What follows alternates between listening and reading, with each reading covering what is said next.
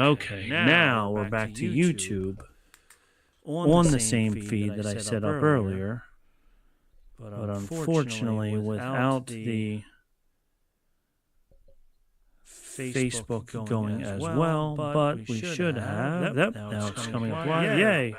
Yeah. Ooh, but I hear me twice. That is Uh-oh. bad. Yeah, we don't need you echoing through that much. No. You're fine. It's me. Yay. I There's sound you. normal. Well, get out of the canyon and Yeah. having an echo, right?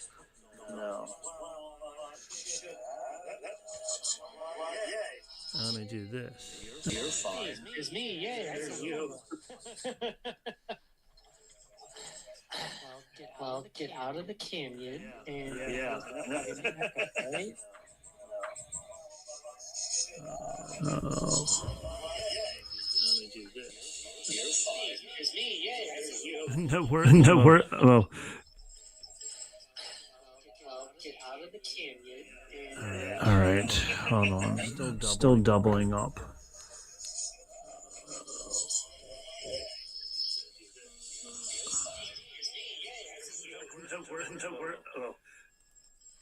All right. I just turned my audio off on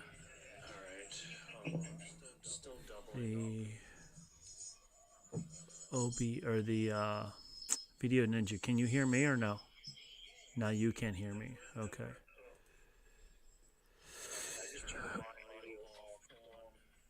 Okay, so that worked because that was Video Ninja. Can you hear me or no?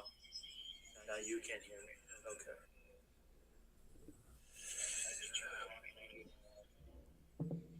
Okay, so that worked because that was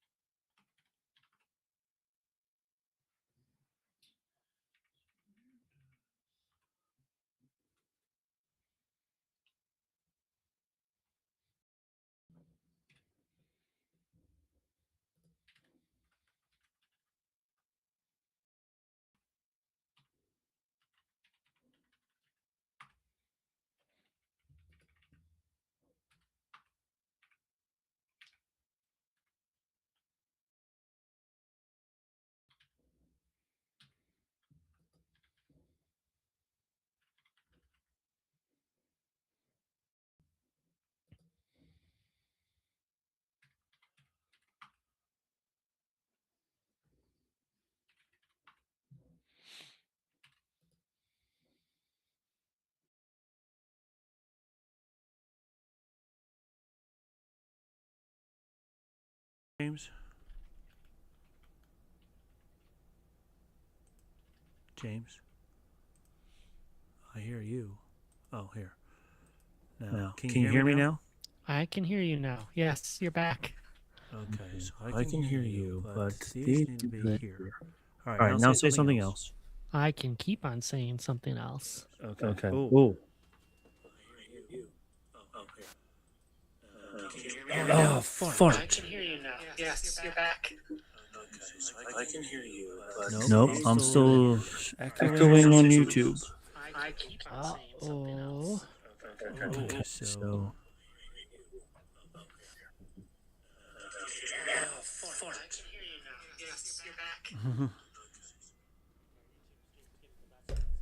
that sure is. It's a good thing nobody's watching right now.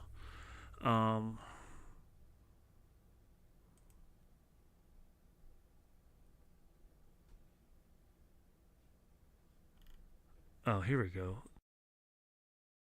Turn this on. Okay, I think there was two. Let's see. I think there were two microphones turned on the OBS software. Oh, here we go. Ooh, Turn I don't this hear an on. echo on that one. Yeah. Okay, I think there was two. Yay. Okay.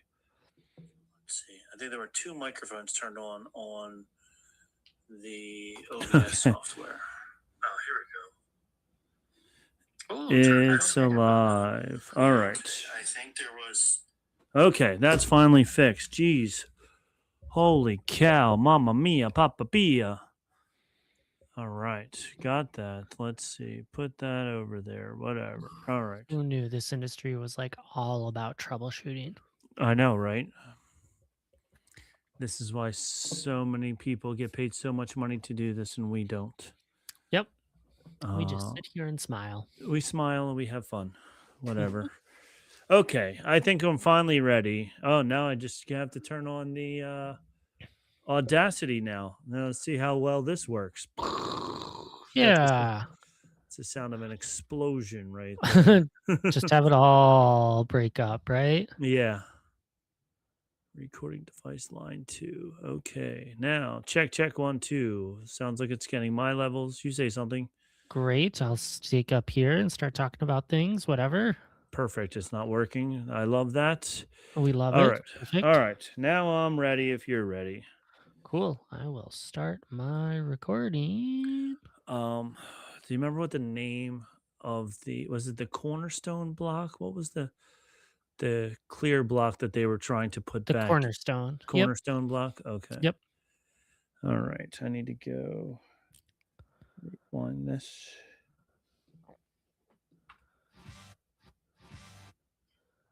All right. Okay.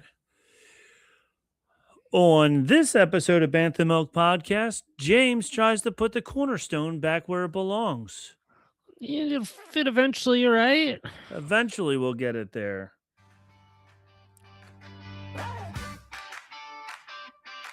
It's the Bantha Milk Podcast. Yeah! Pour a glass of that blue milk, we know it's gonna last. With Rob and James behind the controls, discussing Jedi, Sith, and all the plot holes. Every week we're back, can't be denied. Got the hot takes flowing and the canon clarified. Yeah, we're back again. Yeah. And people say I can't sing. Oh my God. Listen, we need some escape from reality right now is what we need. So hopefully this show gives that to you. It gives you a little bit of an escape from reality, folks. Yes. Welcome back. Oh, good. I do have a beer to another episode of Bantha Milk Podcast. How are you, James? I am doing great. Best as you can, right? Treating me well. Was helping watch a friend's kids tonight and had some good energy out of them. Oh, was that fun? 5-year-old was ready to talk my ear off about football, and so I'm like, "Well, this is amazing." You're like, I love this. I do. Who's the 5-year-old rooting for in the Super Bowl? The Patriots. Okay. So, really does not like the Seahawks. So wow. Luckily, Olivia's not here yet. She would not be happy. Olivia being from Seattle, she would have words with your 5-year-old friend. It's true. So I feel for him. So what about you? You're a Broncos fan, of course. Was he giving you a hard time about the Broncos, or was he he was sad the Broncos lost, actually. Okay. So yeah, so I had wins going for that one. So that is good. But defense played an incredible game. Offense just tough to get there, especially when you play a quarter and a half in snow. Yeah. Oh my gosh. I started looking like Hoth. So it sure did. It was snowing here just as bad, and I turn it on and I'm like, wow, it's snowing from Denver to New Jersey. This is ridiculous. Wild time. So yeah, wild time. So it's a shame because I was rooting for Denver as well. I think it's funny as a Cowboys fan that the Patriots, they won 6 out of whatever years in a row. Then they fell apart. Tom Brady leaves. Tom Brady wins another Super Bowl. Belichick couldn't win another Super Bowl without him. Mhm. Belichick leaves. This guy, Grable, jumps in Vrabel, one season, boom, back to the Super Bowl. yep. And then, as a Cowboys fan, we haven't been there in 30 years. And it's very, very disappointing. And I'm sure as a Broncos fan, you won one a couple of years ago when they played. We won 10 years ago, Yeah. so Okay. Yeah. it was So gonna be a return. 10 years later, same stadium, no problem. no But, problem. You'll do also it again. also, we were supposed to be 10-7 this year. So, like, we overachieved in every facet of the game, Yeah. and Well, it's awesome. it is fun when your team does that. As a Cowboys fan, every year they're supposed to win the Super Bowl, but they haven't even gone. So it's very frustrating in that aspect of it. But I was rooting for the Broncos. I was like, you know what? I would like to see the Seahawks versus Broncos in the Super Bowl. Mhm. Um, every team that I was rooting for in the playoffs was losing. I was rooting for the Bears. They lost. I was rooting for I don't know, whoever else, except for the Broncos kept going. I was like, all right. And then unfortunately, you lose your quarterback on the second to the last play of the game. It's really tough to Mhm. go in with a backup quarterback with very It little is. practice. So, um, It does make me wanna see sports in the Star Wars universe, like the Kashyyyk Wookiees, the Hoth Wampas, like, yeah, some really sweet teams and logos. it would be really cool. But it would also be interesting if there was just a whole team of Wookiees. Like I guess maybe if they could play basketball. Mhm. I mean, they're also like super strong, so they would be great at football as well. But They I could do a can't lot. I can't see it being fair for the other teams. If you have a whole team of 7 foot uh big monsters that are way stronger than humans, it'll be interesting. But I guess it could go down to the draft. Who would you draft for your offensive line? You would have all Wookiees on your offensive line. Um, To pitch that idea to friend of the podcast, Ryan. yeah. I wonder if I was gonna say Ewoks. If yeah, Ewoks.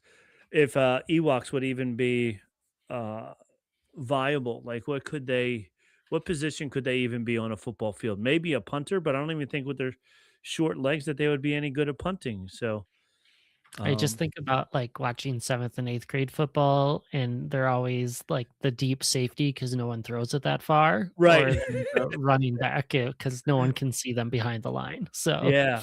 But can you imagine a Wookiee trying to tackle or not trying to, but a Wookiee tackling an Ewok?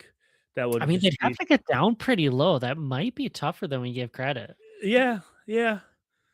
I don't know. It would definitely be interesting. It would definitely be interesting. All right, well, Mhm. we'll have to save this for another time and just save this discussion for another time of It's what true. all of these species, if they were on a football team, maybe right before the Super Bowl, we could do that.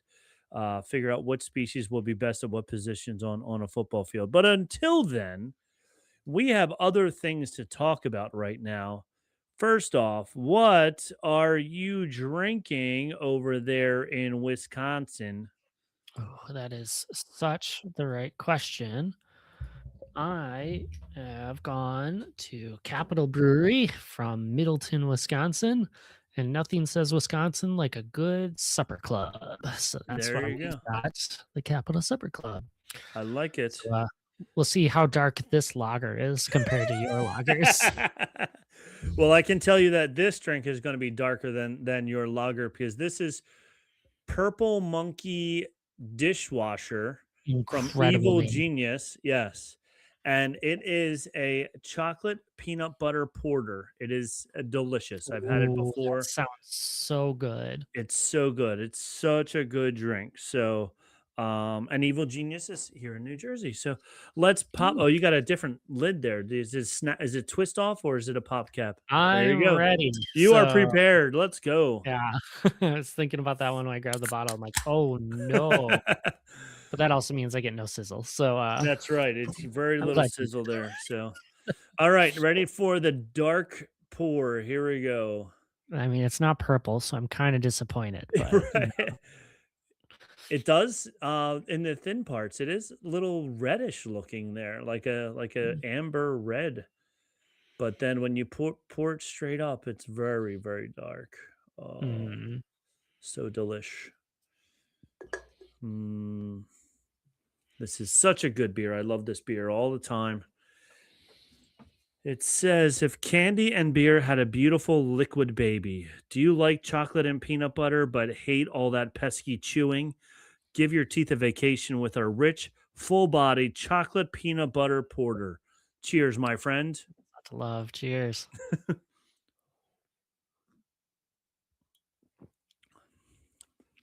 So good. So good. So good. How's yours?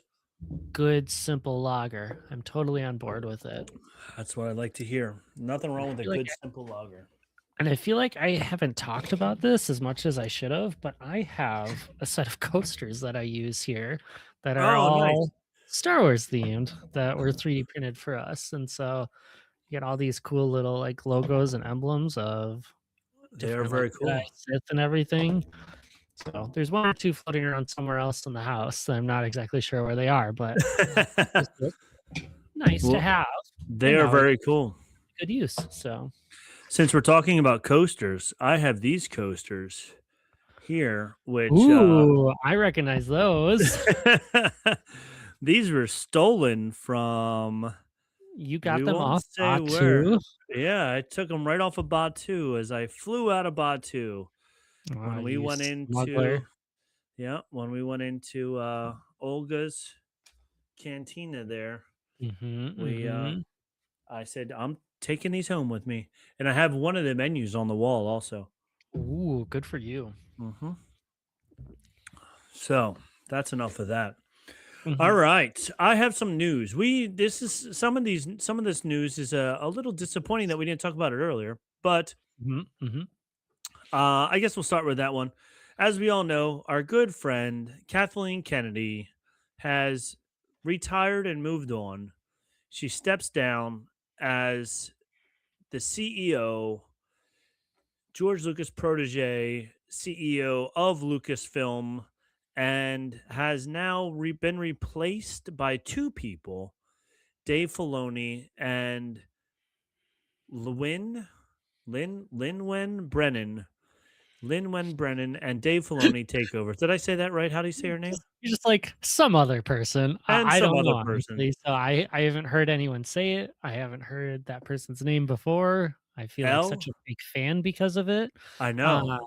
But here we are. So Lynwen. Looks like Linwin to me. So Linwin Brennan. I'll just say with that. All right. But yes, Dave Filoni, I mean, the hugest Star Wars fan ever. And when watching the the behind the scenes, the making of the Mandalorian and stuff like that, he was even talking to Jon Favreau, and he's like, see, this is when, and Jon Favreau was even like, psh, I have no idea what you're talking about, dude. You are way beyond me. So him being such a deep Star Wars lore and fan is a good thing. I think it'll definitely help out because I've enjoyed the shows that he was the executive producer of. So I think he'll be good as the executive, whatever, director of the whole thing. yeah. I think it's so important too. He's like such a big fan of the franchise and the universe that he'll bring a lot to it and a lot of the joy that can come with it. I do hear what a lot of the chatter is online of like he's too deep and too in love with a lot of his stuff. So I hope that he's cautious and open to a lot of other things that are out there. And I think that's a fair point to bring out. Yeah. But it's also kind of like when we talk about Disney parks and things of that sort, it's like when you bring two people on, there's usually a good balance between the two of how it's going. So I am very optimistic. Yes, both times the parks were run by two people was the best times that the parks had. So it's almost like, oh, your tag just walked past behind you. He was summoned. He was so yeah, so hopefully with two of them running it'll be good. But also everybody gave Kathleen Kennedy a hard time saying that she was awful for Lucasfilm and blah blah blah. But she was there for 14 years, and these are the films that were produced by Kathleen Kennedy: Star Wars The Force Awakens, Rogue One, a Star Wars story, Star Wars The Last Jedi, Solo, a Star Wars story, Star Wars The Rise of Skywalker, The Mandalorian, Book of Boba Fett. Now, I did hear people were saying like the things that she made people change in movies and TV shows were like the worst part of it. So I don't know how true that is, but like we love the Mandalorian. We didn't. I wasn't too fond of Book of Boba Fett. It wasn't what I wanted. That's why I didn't like it as much. Yep, classic Star Wars fan excuse. So, Yeah, yep. I think that's that's the problem with Star Wars is, there's, whatever, 2 billion fans and every fan wants it to be a certain way and And it's if it's never not, that way. yep, it's just garbage or And whatever. because So, of that, yep. it's garbage. Yeah.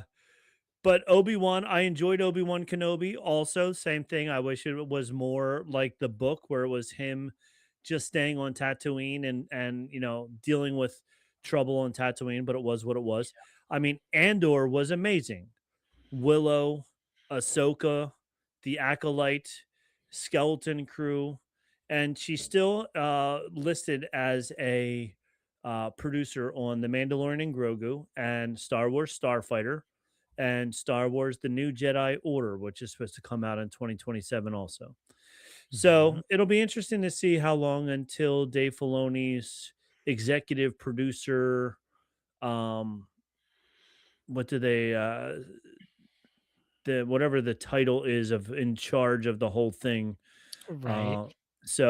Uh, president of Lucasfilm. So it'll be interesting to see what if he makes any big changes or anything like that. But I mean, Kathleen Kennedy's been around forever. She's been involved with Disney and Star Wars and So everything long. for Yep. so long. So yeah, so that's that. So I don't know. I don't know if she deserves all the hate that she got. If it was her who made the some of the changes, then maybe she does deserve it. But I didn't think I think there was a lot of things there that she produced that were good as well. So She greenlit a lot of things that we appreciate. It's easy to exactly. complain at the top when there are things and enough things that are like flops and bad and some questionable decisions we can go to. And like it's fair to call her out for those things, but she led a lot of good things in the Star Wars universe. That's like we can appreciate the hard work and things that happened with it and hope that we're on the right trajectory. Exactly. I agree 100%, James.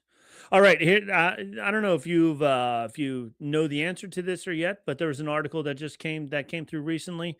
It was 8 actors who nearly played Han Solo. Do you know any of Oh. the other actors who nearly played Han Solo who all auditioned for Han Solo? Oh, no, I don't know if I do. All right, well, I'm going to tell I you. am ready to be fascinated by this and Yes. know like 1 or 2 names if I'm lucky. And it's also funny if you go back and rewatch because I started rewatching the Light and Magic, and also Mhm. the making of Star Wars. They're both of those are on Disney Plus right now. If you go back and rewatch them again, they do have a lot of screen tests in there of the different people playing Han Solo or auditioning for the different people auditioning for Luke Skywalker and even the different people auditioning for Princess Leia. And it's interesting how just watching it, once you hear, and maybe it's because we've heard them play the roles for 40 years, but Yeah. once you hear their voice in it, you're like, that's the one. Like just the way they read through some of the lines in comparison to how other people read through the lines, you're like, yeah, this is definitely the way it should be read. So it's very interesting. So here are 8 people who auditioned for Han Solo. Somebody you might have heard of, Al Pacino. Okay. Al Pacino became one of Hollywood's most sought after actors after playing Michael Corleone in the first 2 Godfather movies. Mhm. Speaking to MTV at the 2014 Toronto Film Festival, the star revealed that he was eyed for many major roles, including Han Solo. According to the actor, he did an audition. He was presented with the screenplay and the deal. Sadly, he turned it down. Number Darn. s- Number 7, Sylvester Stallone. No, no, no, no, no, no, no, Sylvester Stallone no. wanted Han Solo, but George Lucas wasn't so keen on getting into the sly business. The actor had recounted his disastrous audition in multiple interviews, noting, on The Tonight Show with Jimmy Fallon while promoting The Expendables 3, in which he co-starred with Harrison Ford. He remembered immediately sensing a lack of interest from Lucas, noting that the man avoided eye contact and, quote, thought he was from another planet. Rather than embarrass himself, Stallone chose not to go ahead with the reading. So I think that's pretty funny. Yep. Great in what he did. Thank you for not being Han Yeah. Solo. Okay, good, good. I mean, I don't think, no, he would have not been a very good Han Solo at all. No. Burt Reynolds claimed Okay. to have turned down many major roles throughout his career, including James Bond.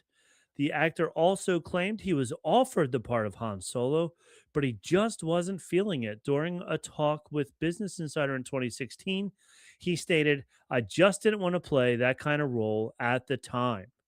That is interesting. That is.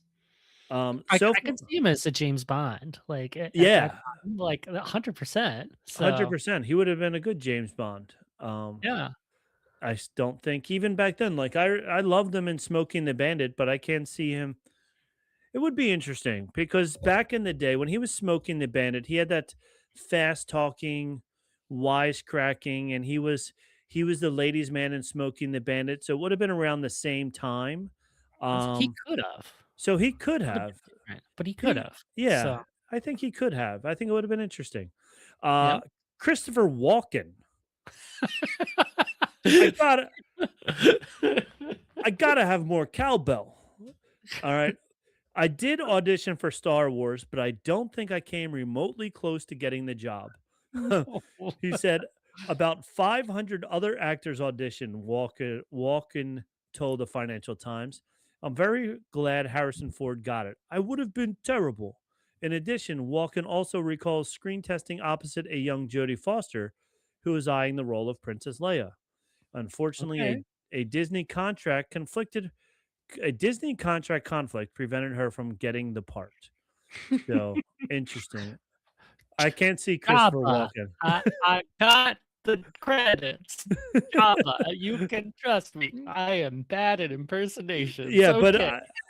but it's all about I got the credits for you, Jabba the Hutt. See, you're doing great. This is fantastic. I'm podcasting with Christopher Walken right now. You just have to pause at all the wrong spots. Here's when you got to pause for the sentences because you're thinking of what the next line is.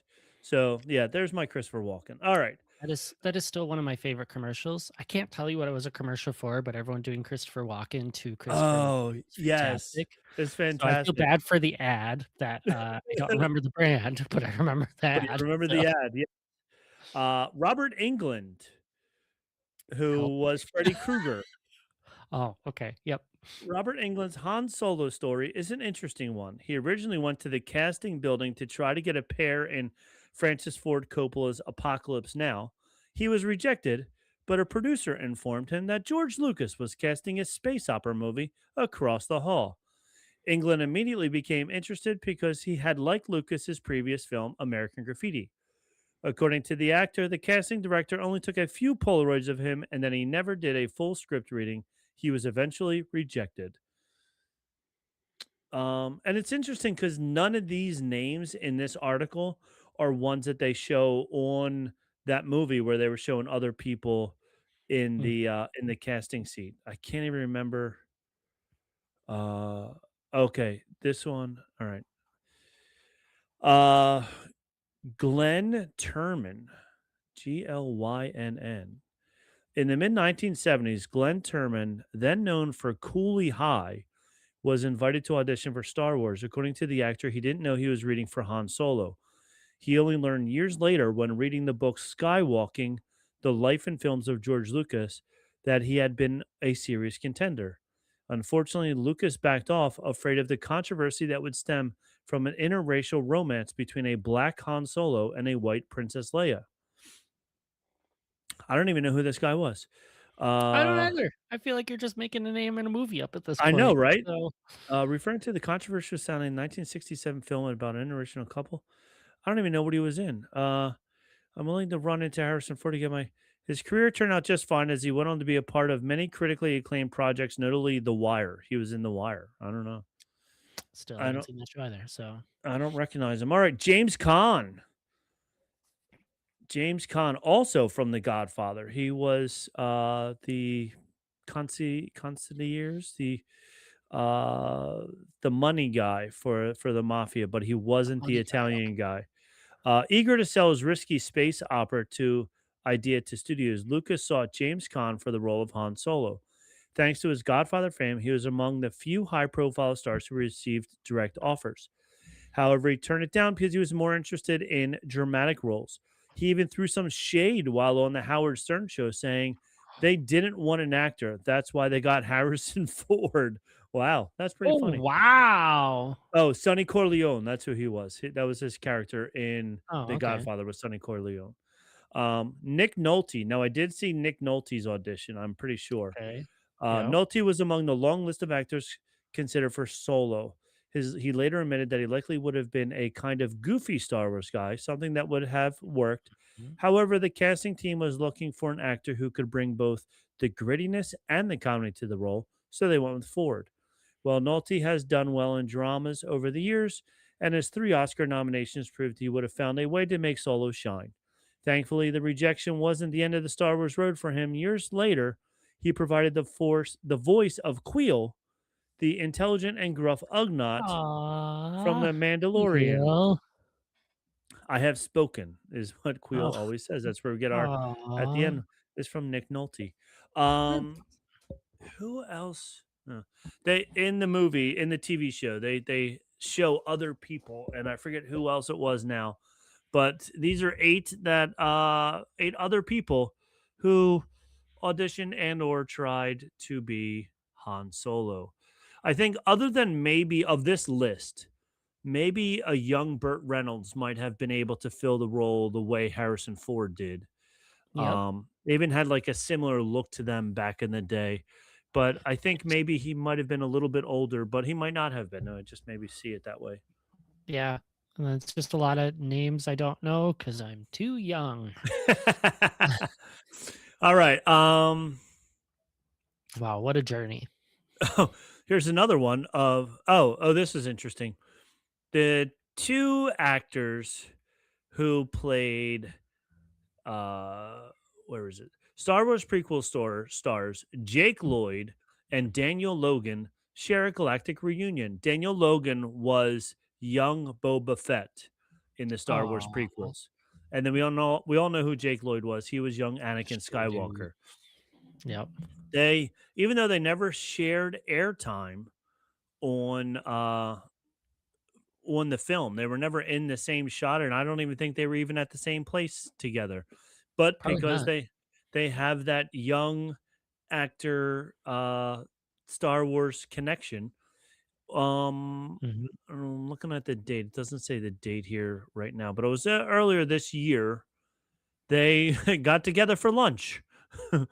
And Daniel Logan posted it on Instagram. Just spent the day with my brother. Hashtag Jake Lloyd. Hashtag Anakin. Hashtag Skywalker. Hashtag Star Wars. Hashtag family. So the 2 of them Aw. got together in Hollywood and hung out for a little while, having lunch together, which is really cool That's because awesome. yeah. They did conventions together. It says when they were kids. That's maybe how they became friends. Yeah. That makes a lot of sense. Yep.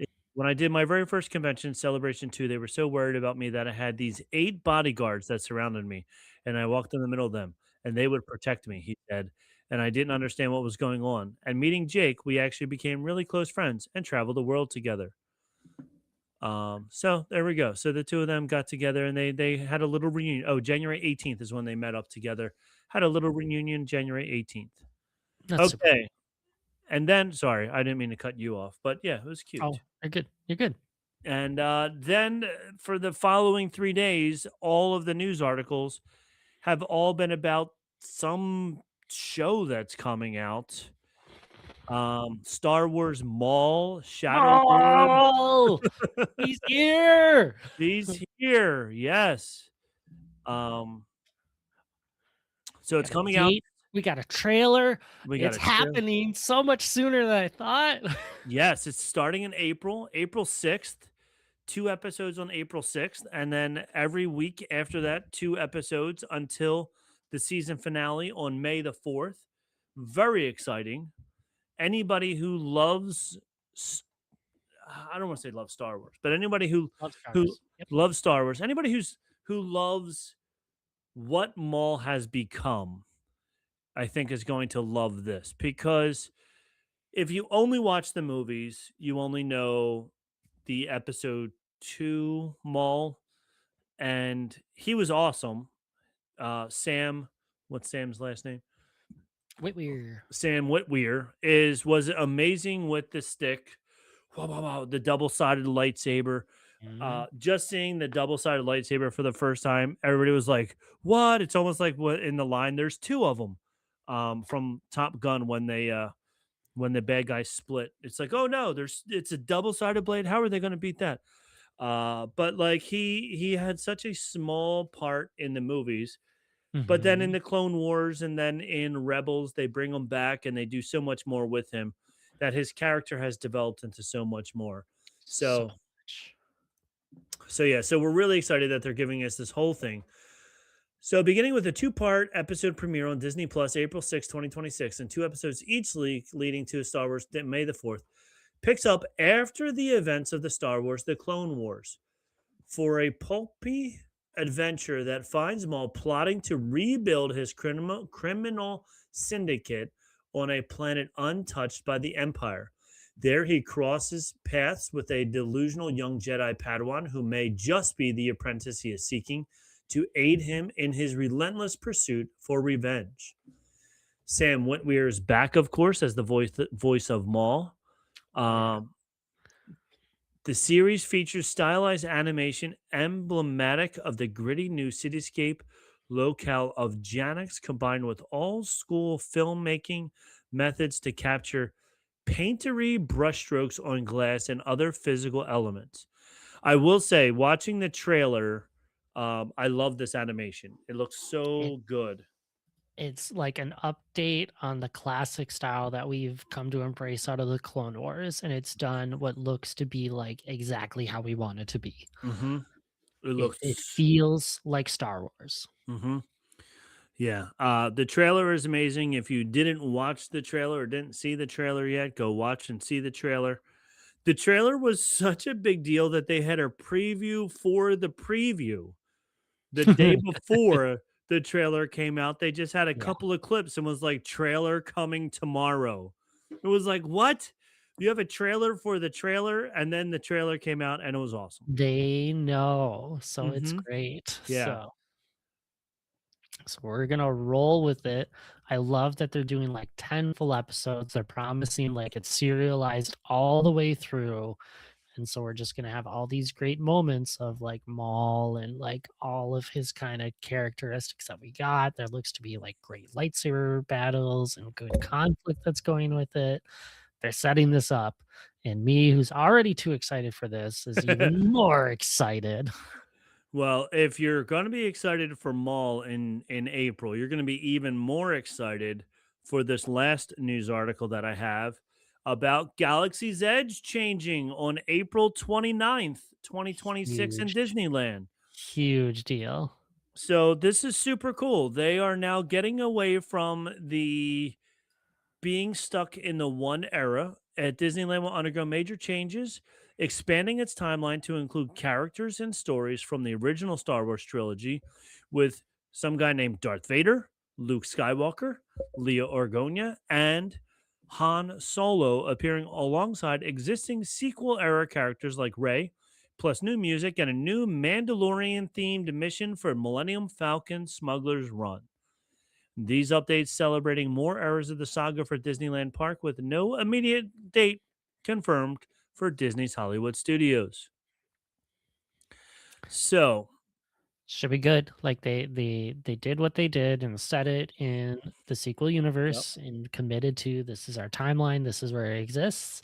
and they've done good to be like, all right, time to evolve and see what the rest of the world can be. How they put it together with how they laid out the land will be really interesting, but Mhm. it is absolutely the right choice to have the Star Wars land encompass all things Star Wars. Granted, we still have Star Tours the Adventure continues to deal with and figure those details out, but minor story. Let's bring people into Galaxy's Edge and keep on making it that lively place that we want it to be. Yeah, I'm pretty excited. Our good friend Eric from Ears Up Main podcast and the Hub Crawl, and also the voice of Supreme concierge. Resort and Yes. And what's it, Bowie splaining and whatever else he's on. Podcast 17 coming soon, probably. So Probably. He made a prediction on the Hub Crawl. He wanted one of the parks to become Tatooine and the other park to stay the way it is. that'd be pretty And cool. it would be pretty cool. I think this is as close as they're going to get to changing it completely. Because I think if they change it completely, they're going to have to do a lot of remodeling. Removing the Black Spire outpost. It's like the Black Spire next to the Yeah. outpost itself, and you know, repainting things to a more sandier color and stuff like that. And we were having a discussion about how it wouldn't work in Disney World at all because it rains every day in Florida. So how can Mhm. you be on a desert planet that's always raining? That rains. So Yeah, awkward. if they were to do it, it would have to be done in Disneyland because it doesn't Yep. rain in California as much as it does in No, Florida. it does Um, not. so it would be interesting. So I think they're one step closer to that. I think this is a great step, and I also think it's not a bad idea to have it just in the one park this way because then you have a reason to go to both parks. You can still go to Black Spire's Outpost, or you can go to whatever the new park, the new version is going to be called. Um, and I mean, Black Spire's Outpost, according to the comic book, has been around for hundreds of years, so it could still be Black Spire's Outpost, but just in two different time frames, which will be great. So I'm on board. Mhm. I like it. I think they're going to change Doc Ondor's a little bit, Yes. have it painted a little bit differently to make it more symbolic of being 100 years less worn out. Every era can fit in there. So Yeah. yeah. Yeah, so very exciting. Good stuff. So that's the end of the Mm. news for today. I think I got all the things that we've been missing out on. I got a Uh, couple rumor mill things I came out for you. oh, good. So Let's go. Hit us up with them. What do you got? yeah. So it seems like the departure of Kathleen Kennedy and then either movies or award season has brought a couple people out to be asked things about Star Wars. So four things have popped up for me. So one was Ryan Johnson talking in light of the Kathleen Kennedy retirement. And he spoke highly of Kathleen was great to work with. I'm so grateful for the opportunity. It changed my life. But I hope that when we get a change, we get fresh faces, fresh voices, and new things to come into the universe. I'm just speaking really highly of like, let's just fully embrace the change. Also, called Kathleen Kennedy out on a tweet because she said she was trying to get Ryan Johnson back for the trilogy. As we know, that is just kind of like not happening now. And Right. she's like, he was a little scared after all the backlash for The Last Jedi, and he tweeted out something like, "Not spooked, sorry." And so I'm like, oh, a little bit of like animosity, maybe a little bit, but Yeah. the pleasantness that goes with that one. So I think it's pretty clear he's moved on. Knives Out was successful, and he'll find other places to land on. So Yes, I think he'll be fine. He's going to be A-OK, as the kids say. yep. All The right. next rumor that popped up, What else speaking you of got? Go trilogies, ahead. was Yes. Taika Waititi, as Okay. that trilogy keeps on coming and going, Oh my right? gosh. Right. It was gone a while ago. Yes. Yeah, it was gone, but apparently it's so back. Maybe it's hard to say. Like it seems Okay. like he wants to have some sort of like fun Star Wars trilogy that he had to put off because he was just too busy with other projects, which is also why he hasn't done another Thor movie for Marvel. So like he's already booked up to like 2019 or 2019, 2029, 2030. So it's like maybe he'll come back in like 2032 and we'll see his trilogy then, or who knows what. So good good more of So will he, won't he? it's just going to be more of that of the promised and then put on the back burner again movies and ideas that we just always get at Disney Celebration or D23 or Star Wars whatever. We're going to have Yep. all these shows. No, we're not. So, all right. Yeah, eventually. I would love to see I would love to see Kathleen Kennedy come back out and be like at the next one, even though she's not part of Disney or Lucasfilm or anything anymore, and be like, Yep.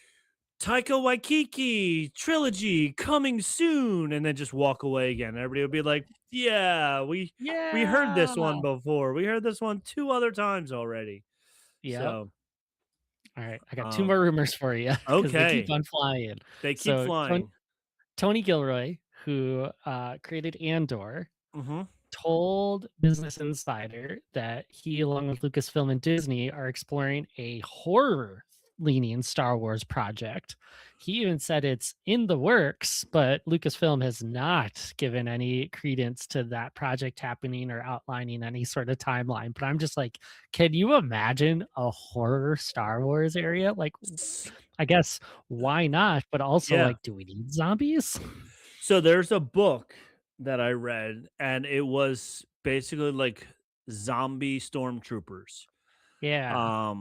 I forget what it was called, but it was as I'm reading it, I'm like, I don't know how many chapters in I got, but I was like, oh, this is almost like a horror Star Wars movie book. So I could see it. And then, of course, as I was reading it, then I was like, what if there was like Star Wars in like every genre, like a Star Wars romance, like a rom com, a Star Wars rom com? Like, Mhm. how silly or ridiculous would it be to do those type of things? So I can see if the way the book went, like there was a ghost ship basically floating out in space, and then another ship came upon it, and as they boarded it, they then realized like everybody was dead, but then suddenly all these like stormtroopers started attacking them and stuff. Mhm. So that could be your horror. It would work. It would be Good. very interesting. Um, It just makes me think of like Pooh Blood and Honey is kind of the idea of what it is of like take this franchise and like let's just turn it into horror because yeah, why not? why not? Yeah, Yeah. yeah. I don't know. I know it'd be interesting to see how many people would be interested in a Star Wars horror movie too. Like, Mhm. I'm not a big fan of horror movies. It would have to be more suspenseful than horror. Like, it would have to be more like a Stranger Things type Yeah. thing rather than like a Freddy Krueger type thing because I'm not going to see a Freddy. And this is just me, but I'm not going to see a Freddy Krueger Star Wars movie. But I I think would that would be see, hard to get right yeah, is exactly what you're saying. So yeah, it would definitely be hard to get right. So that would be interesting. Okay, we'll see if all that right. ever makes it to a movie. Hmm. All right. And rounding out the gossip section of news, the very trustworthy part of news, as Yes. news is, the filmmaker behind Star Wars Starfighter, Sean Levy, said he's doing something fresh with the franchise. Oops. Yeah. All right. Getting a little ahead of Yeah. ourselves. I'm No. still doing gossip. So, It wasn't. Well, you're talking. Yeah. It wasn't even like I didn't even hit play. I just was ugh, turning the volume up, getting ready for it to play, and then I'm started playing. I'm being played off by the You're being Oscars played already. off. Fine. I get it. I'm moving We're on. done. I'm moving on. We're done with the But gossip. Moving. No, go ahead. I'm he, sorry. he has promised no Star Wars cameos in the movie. He's doing what Ryan Johnson wants and giving it a fresh face. We'll only see the new characters inside of this. So Okay. no fan service coming back for this one of people coming back. So we will see if we can actually believe this. Well, I mean, if we look at the first Mandalorian, the first season of Mandalorian had nobody old, no existing Yeah, characters involved. Everybody was new, and yeah, that was awesome. it Um, was. even Andor had, I guess they had Had it. references. It had a little bit. It had like Tarkin, I guess, and some references, but the majority of that cast was also all new. Yep. So I have nothing wrong with that. I see nothing wrong with, because you want to, the galaxy's so big. We don't need to see the same 12 people. Like there's so many other people out there, so many new people that you can create that can be just as cool. Look at what Marvel does in the comics when they get tired of character A, character A in the comic book gets killed off somehow. And then 6 months later, they have character B, which has all the same traits as character A, but is a completely different person. And then they have a whole new comic with a whole new person. So you could have a different smuggler that could be a cocky smuggler that's not Han Solo, you know? So I'm on board with that. I like that. I don't see anything wrong with that. Mm-hmm. So are you on board with it, or do you think we need fan service too? I don't want the fan service unless it makes sense. So Okay, I right. am 100% on board with this. Good. Me too. Perfect. All right. Now I think we are done with the news. I'm out of gossip that has anything credible beyond me just making things up because I want them to happen. Okay, well we can do that next. We can have a game. No. What is real gossip versus James's homemade up gossip? Oh, don't tempt me with a good time. You can even use that on your other shows too. You can have that. That could be some kind of weird game. Which one of these is real? Yeah, that could be good. That could be good. All right. Well, before we go on to Star Wars Jedi of the Week, I do want to plug all the other shows. We got Ears Up, Puny Pod, Buena Vista Boys, Fantasyland Draft League coming soon.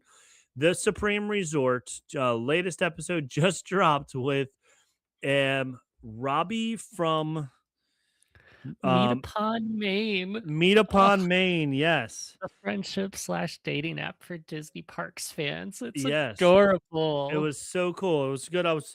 My problem was I was listening to it today when I was snow blowing, and snow blowers are very loud. They So are. I couldn't hear everything, but it was good what I could hear. So it was very good. We have somebody in the chat that says, "Wait, I missed it. Restart." Yeah, we're gonna go backwards and do everything all over again, Dan. Perfect. Yep. So you're in just in time for the Jedi of the Week, so it works out perfect. So yeah, so check out all the other shows on the network, as well as the Hub Crawl and Spokes as well. We like those two shows, and we don't need to plug DL Weekly because they get way more listeners than we do. So, but you can listen to them as well. They're doing fine.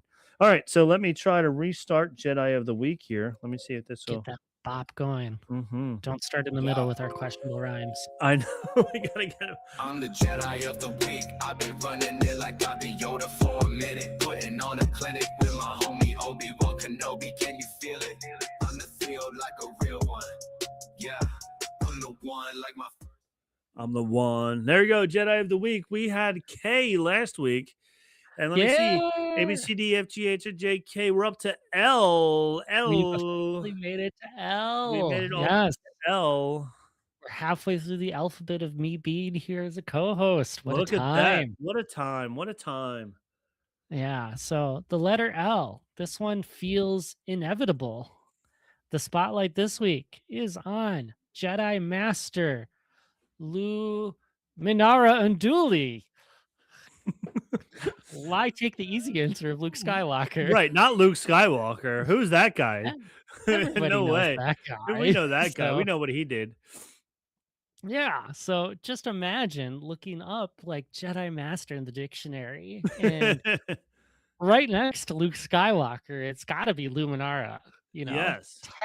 Textbook Jedi of the Order, disciplined, grateful, void of attachments in the world. She didn't crack a joke. She was just like by the book, which was probably part of the big problems with why the Jedi Order kind of fell apart, And I think that's kind of what's fascinating about her. Like, she is this tragedy of the perfect Jedi for a time of peace, but she's stuck in this messiness of war.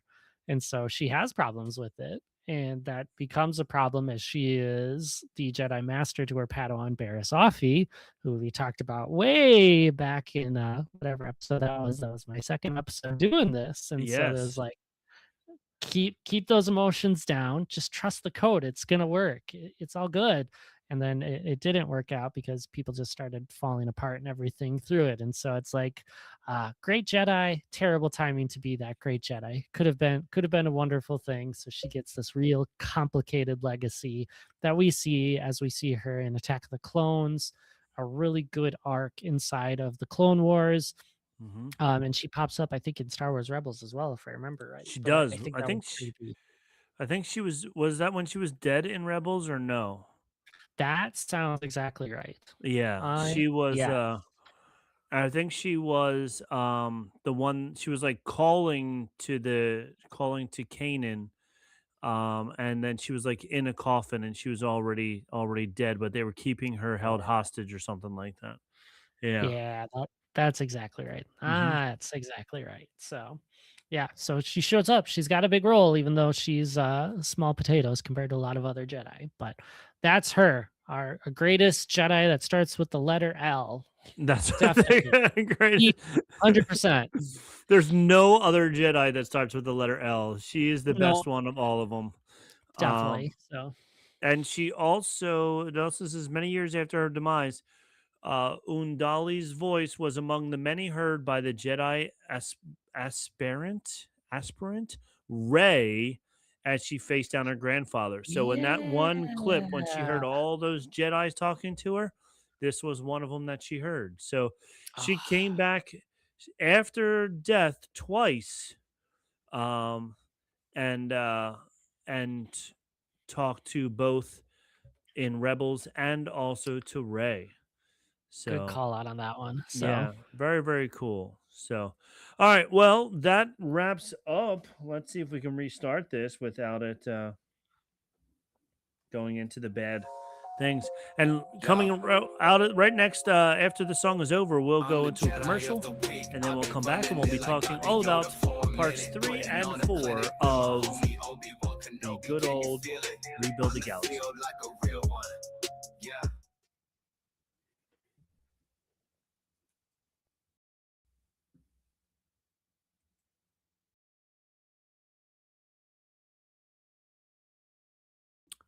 And we're back.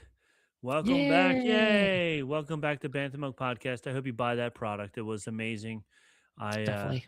use it all the time. So um there we go. We got all that going on there. But now we're going to talk about our main part of our show, which is the fact of Rebuild the Galaxies. Last week we broke down parts 1 and 2 of the first season of Rebuild the Galaxy. And now we're going to break down parts 3 and 4 where we talk about what is happening now in Rebuild the Galaxy. Are they ever going to get the block back into the cornerstone or not? What are they going to do? Who knows? So let's And we're find at out. such a cliffhanger. Yes. Can't believe we left it here. We left right at the cliffhanger of Dev just getting the block, and then he's now ready with all of the bad, including Darth Jar Jar, behind him, getting ready to take down everybody else. All the good guys that are left. He's about to take them all down. When just as that happens, who comes to save the day? But Dev gets the cornerstone, and then Luke saves the day with his racer and steals it back. And then the Dark Falcon is chasing them down the streets of Tatooine. And I wrote down Gonky, but his name's not Gonky. What's the little droid's name? Servo. Servo. Good old Servo. Servo says, "Oh, how beautiful that ship is." I thought that was really funny and cute. It really that was. they were talking about. He's like, "But look, it's so beautiful." And which is what I think everybody says when they see that actual Lego ship in the stores. Like, oh my gosh, it's so cool. It's So so cool. they did a really good job of changing it from gray to the black with the red. Mhm. So he says that, and then Dev says nothing matches the firepower of this fully armed and operational Falcon, which sounded very familiar. I don't know where I heard that line before. Could it have been the Death Star, maybe? Maybe. Yeah. So it's interesting that they did that. That was a good callback to one of the Death Star lines. Very, Very good. Yep. Yeah. And then they all jump into a trash compactor, which looked like they were. At first, I thought they were like fish parts. So I'm confused if it was fish parts or if it was a trash compactor, but it was a little bit of both, Yeah. probably. Um, It's definitely a throwback to the trash compactor for sure. yeah, because then they get in there and she's like, "Oh, this place is gross. I've never been in something this gross before." And I was just Mhm, like, mhm. "Yeah, that's a good callback as well." So, and then they're trying to escape, and as they try to escape, Darth Jar Jar attacks them, and he says, he says, "Me is the Phantom Menace." What a great reference to it in such like the fan theory of like it's not Maul who's the Phantom Menace or it's not Emperor Palpatine, it's Jar Jar the whole time. It's Jar Jar They're the whole time. under the twin suns of Tatooine. I mean the whatever's on the wall there. Yeah, right at the door, there's the two lights that symbolize the twin sons of Tatooine. The two lights were there just like it. It was really funny. Yep, just And then, absolutely incredible. yeah, it was awesome. And then Luke says he's going with. Oh, then they get out. The two Darth Jar Jar is just ridiculous. The two lights over the door. Then they release the carcass that was hanging, and it crushes Darth Jar Jar. And I then know, bringing the ceiling down. And then Luke says he's going with them, and he says, "I guess Tatooine is not big enough to hold Luke Skywalker forever." And as he's saying it, Sig is just like, "I know." Like he sees all these little fractures left over from his timeline that are all coming back into fruition in this new timeline, Mhm, um, mhm. which is interesting. So then they're all in a fl- I was before we leave the trash compactor, I okay. was trying to decide if when they brought the like the thing down on Darth Jar Jar, I'm like, is that like what Obi-Wan did to General Grievous's Magna Guards, where he just like pulled the ship down and piled on the four of them? Or am I stretching too much on this one because I just want an Obi-Wan callback? I think it could have been an Obi-Wan callback. Definitely, I definitely see that because they're trying, especially with Lego, they're trying as many ways as they can to get as many random callbacks as they possibly So can in many. there. Yeah, so Yep. I can see them doing that. All right, so then they're flying through space on a land speeder, which I loved, with Amazing. Yep. with just a lid on top of it, which was awesome. And Yep. then they go to the scene with the Jedi, and they're all in a sand crawler with at legs underneath of it. That was a fun How the mashup there. mighty have fallen. Oh. It was great. I was like, "Oh man, look at this." Uh Yep. Jedi Vader is in an all white suit, and Yep.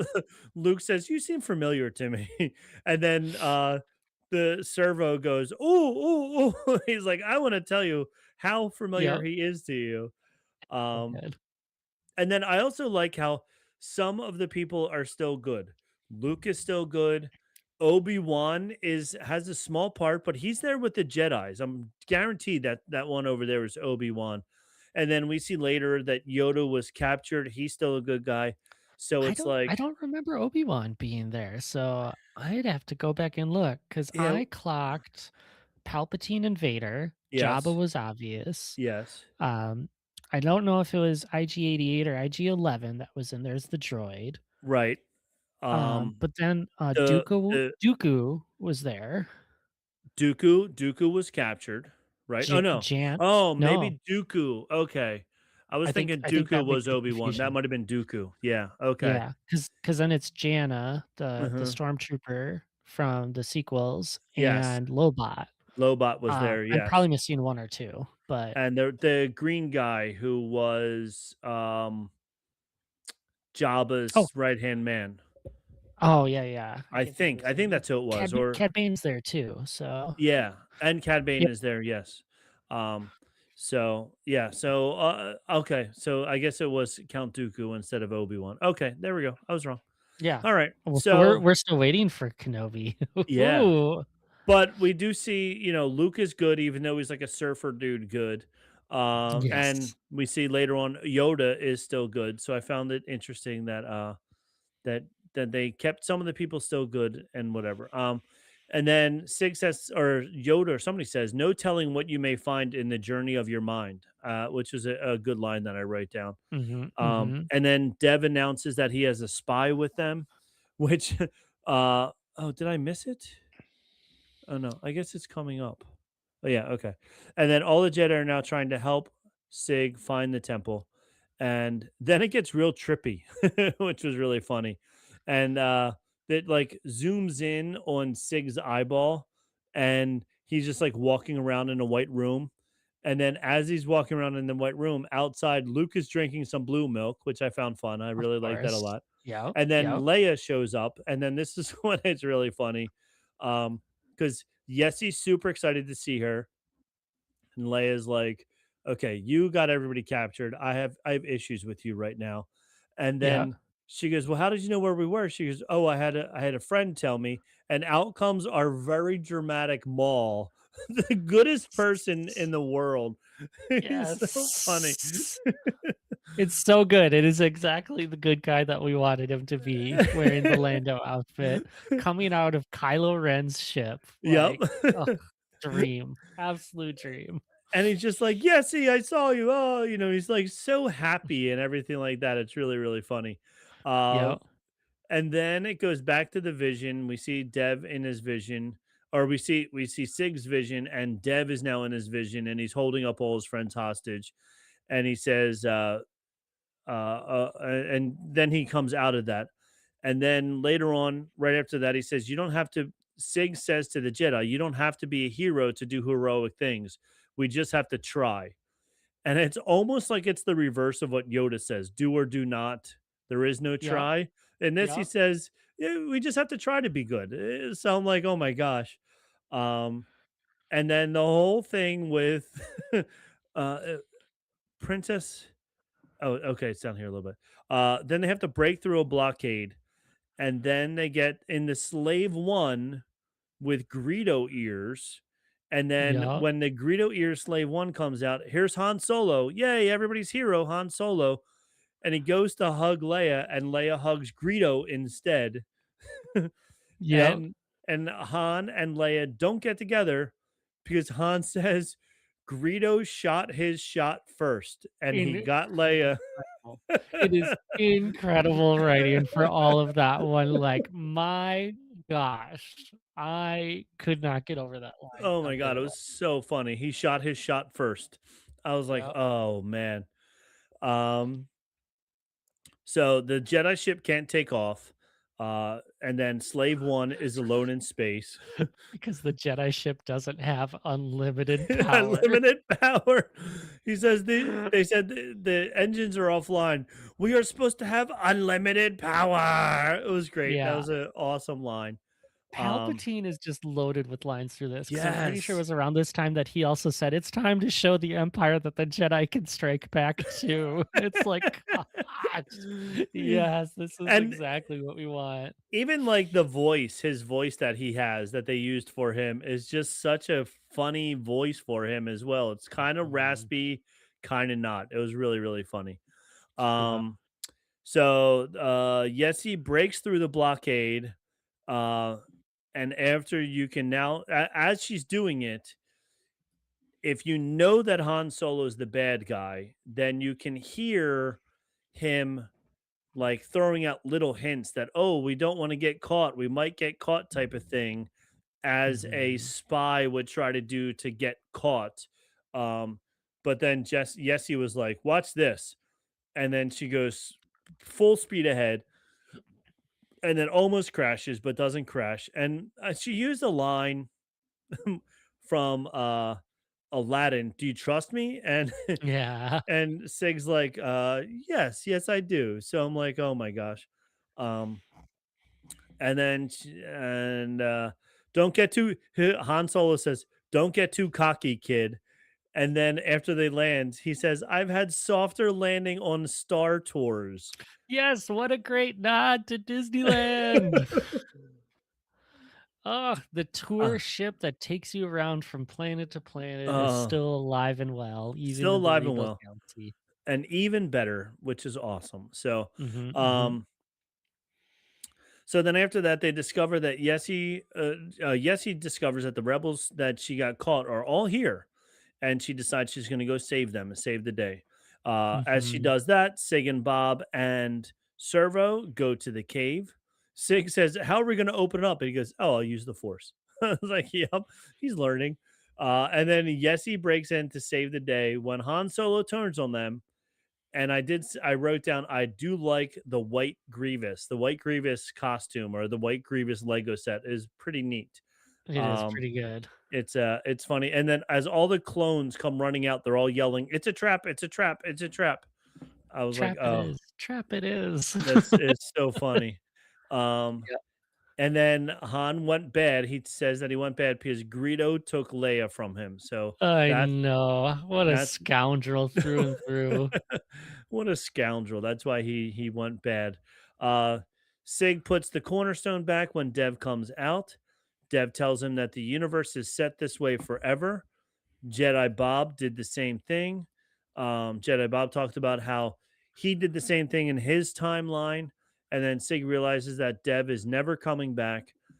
Dev tells him he can break and rebuild together because Dev is the ultimate breaker and Sig is the ultimate builder. So together they can break and rebuild the galaxy however they want to. Dev is constantly full of rage and starts attacking them when Servo jumps in the way and Dev destroys him. How sad was this moment when little Servo's broken into all 12 pieces that he is and his little light goes out? I was very sad. It Um, was. Sig then gives Dev the cornerstone to save Jedi Bob, and Dev walks away with the cornerstone and says he has bigger plans for it and Sig. And that's how the episode ends.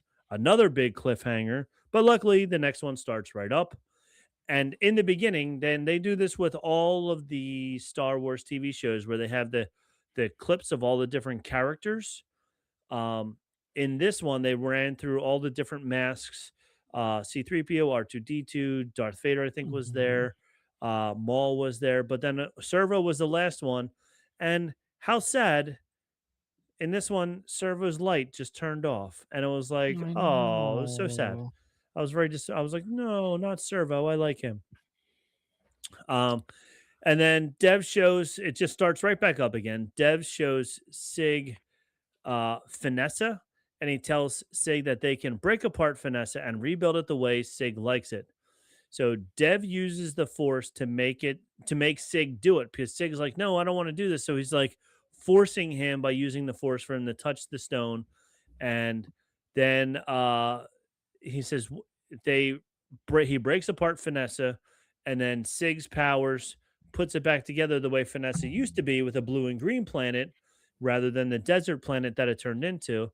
And he said, "What did you do to Finessa?" And then he says, "You did it, Sig. Finessa changes back to the original style planet." And Can we talk about how great it is that they're on Darth Dev's ship that is like the separator, like it's shaped like the brick separator from breaks Lego separate. pieces Uh that huh. takes things apart. So it's genuine, like the dark Yes. side of the force breaks, the light side of Mhm. the force builds. So we still have that yin and yang that we get in Star Wars universe, which is awesome.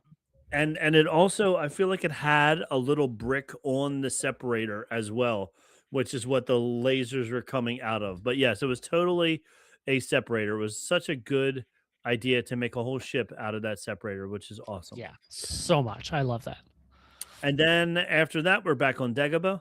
Han wants his credits. He's like, "Hey, I was supposed to get credits for this."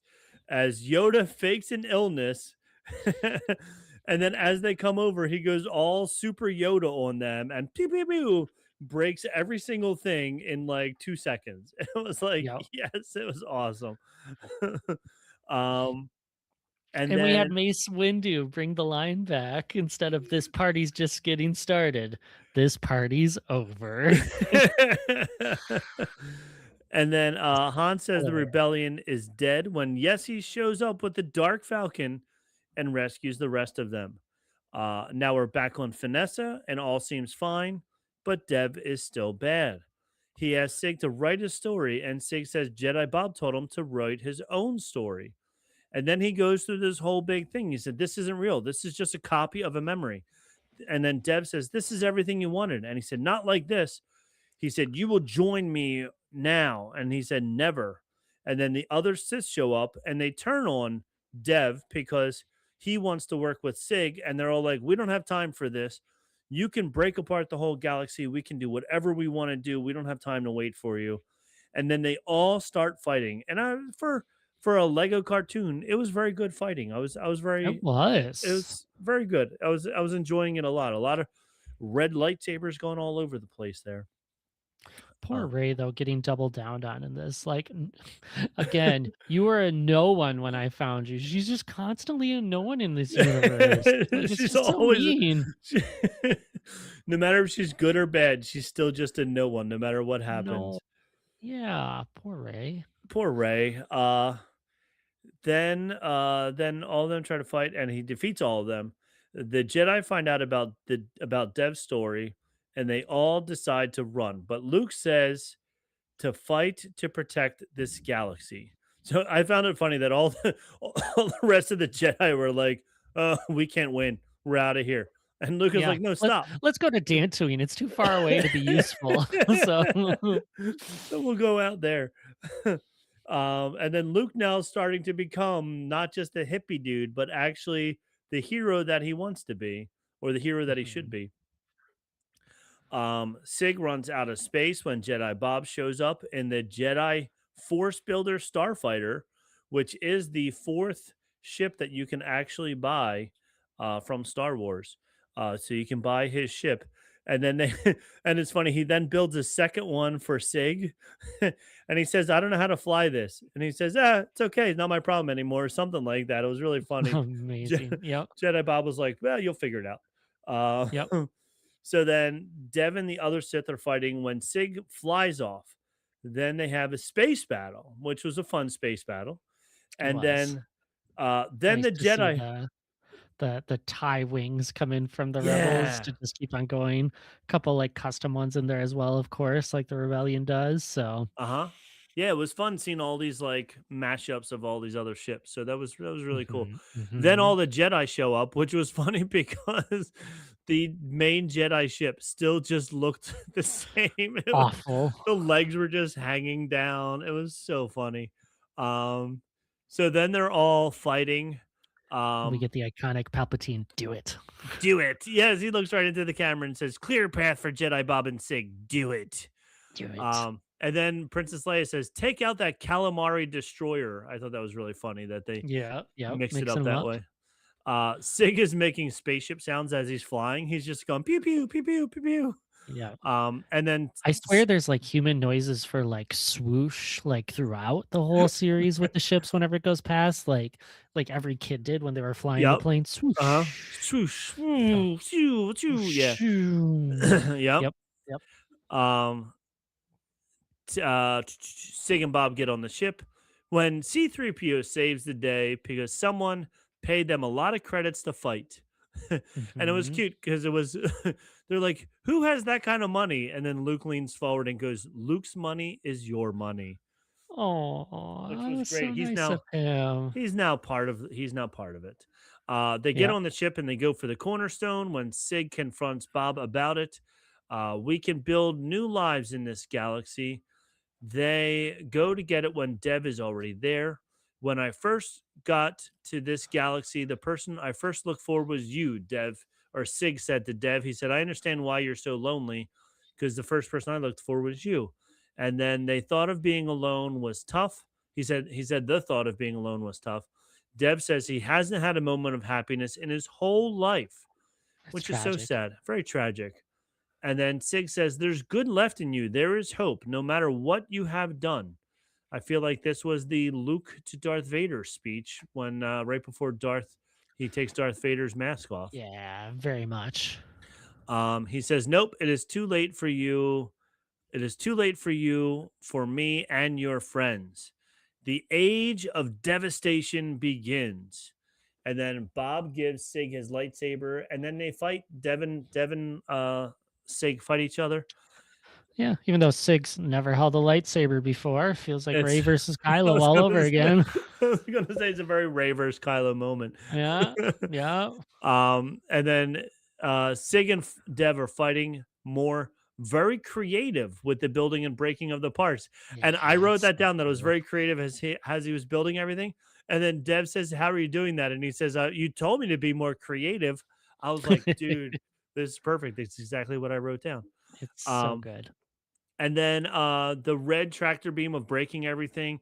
Then Yessie shows up around it and she starts blasting the separator so that the tractor beam would stop It's shocking. The Millennium Falcon once again shows up right on time to save the day. to save the day. So that could go into the list of things that are still good because the Millennium True. Falcon is still winds up being good after all this. Yeah. Um, Things fall apart and maybe they can come back together, but better than before, Sig says. Sig is the only one who can take the cornerstones. Jedi Bob tells him. So Sig takes it with his Nerf herder staff, going all the way back to Nerf herders. Oh, that's such a good nod back.